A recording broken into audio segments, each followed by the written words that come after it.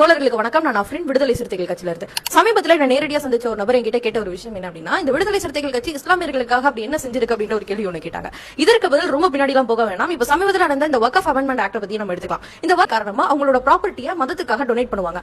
அந்த டொனேட் பண்ணப்பட்ட குறிப்பிட்ட ப்ராப்பர்ட்டி ஒண்ணு அந்த மதத்துக்காகவோ இல்ல அப்படின்னா சோஷியல் வெல்ஃபேருக்காகவோ பயன்படுத்தப்படுவாங்க. இப்படி டொனேட் பண்ணப்பட்ட ப்ராப்பர்ட்டி தான் நம்ம வக்ஃப் ப்ராப்பர்ட்டி அப்படின்னு சொல்லி சொல்லுவோம். இது நிர்வகிக்கக்கூடிய அந்த ஒரு மேனேஜருடைய பேர் தான் நம்ம முத்தவள்ளி அப்படின்னு சொல்லி சொல்லுவோம். இதுல என்ன அமெண்ட்மெண்ட் கொண்டு வந்தாங்க அப்படின்னா, ஒரு ப்ராப்பர்ட்டி வக்ஃபோட தான் இருக்கு அப்படின்னா அந்த ப்ராப்பர்ட்டிக்கு ஒரு ஃபார்மல் ரெஜிஸ்ட்ரேஷன் இல்ல அப்படின்னா அந்த ப்ராப்பர்ட்டியை ரிமூவ் பண்ணலாம் அப்படின்னு சொல்லி சொன்னாங்க.